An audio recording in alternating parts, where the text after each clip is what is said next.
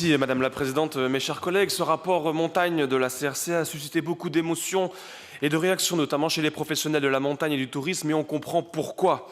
D'abord parce qu'il s'agit d'un nouveau rapport qui sort quelques semaines après celui du député Renaissance Joël Giraud, un ancien socialiste, et qui condamnait à mort lui aussi à moyen terme les stations de ski.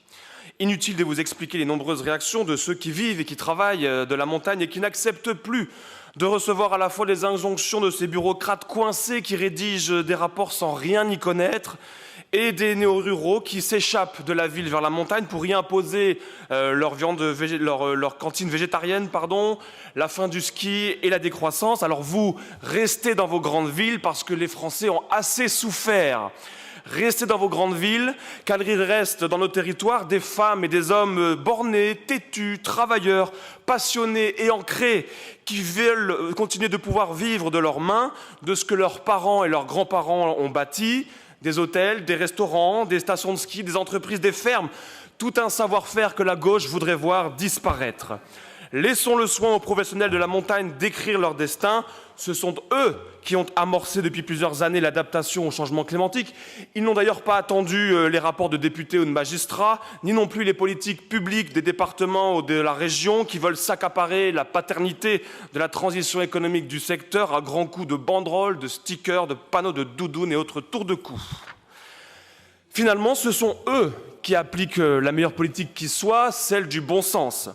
La montagne en France n'a pas dit son dernier mot à condition que l'État accompagne dans une stratégie de planification à long terme. Mais c'est ce que nous voulons, nous, pour la montagne, une ambition, de l'innovation pour perpétuer nos traditions, notre économie et notre cadre de vie.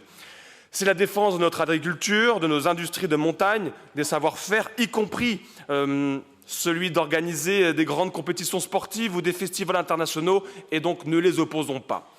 Les défis à relever sont immenses et nous ne pourrons se résumer à une politique régionale, certes qui est bienfaisante et il faut bien le dire, mais qui est peu efficace sans un État stratège qui prend en compte les spécificités de chaque massif. Si les politiques publiques doivent continuer de soutenir la pratique du ski, notamment à travers des aides au financement dans la neige de culture, les collectivités qui bénéficient de subventions doivent elles aussi pouvoir quand même justifier de leur utilité à moyen terme et je le crois, qui doivent quand même être conformes aux attentes environnementales que l'époque et que la population imposent désormais sans toutefois tomber dans l'extrémisme vert et dans la décroissance. Il faut progresser, il faut innover, il faut investir et s'adapter à la concurrence étrangère qui a démontré que l'aménagement du territoire en faveur du ski n'est pas incompatible avec le respect de l'environnement. Et c'est ce que font aussi d'ailleurs les entreprises privées en France qui gèrent des domaines skiables et qui ne cessent de s'adapter par la rénovation des remontées mécaniques, l'engazonnement des pistes en été, le pompage, turbinage entre autres entre deux lacs d'altitude comme le fait la station de ski de Villard-de-Lans et encore évidemment bien d'autres choses. Alors comment peut-on permettre aux jeunes natifs de nos montagnes de vivre une vie sur leur terre lorsque l'État les contraint à ne pas développer leur village et que l'extrême gauche se refuse à toute nouvelle construction et tout nouveau projet de tourisme? Comment aider les propriétaires à rénover les logements de l'Ifroi dans ces copropriétés vieillissantes alors que le Mozart de la finance, Emmanuel Macron, a endetté la France de 900 milliards d'euros? Comment soutenir nos fleurons industriels de montagne, tandis que la concurrence déloyale les attaque de plein fouet?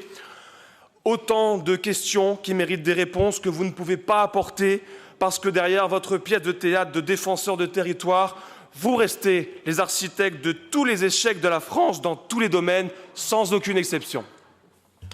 Merci, Monsieur Fournier.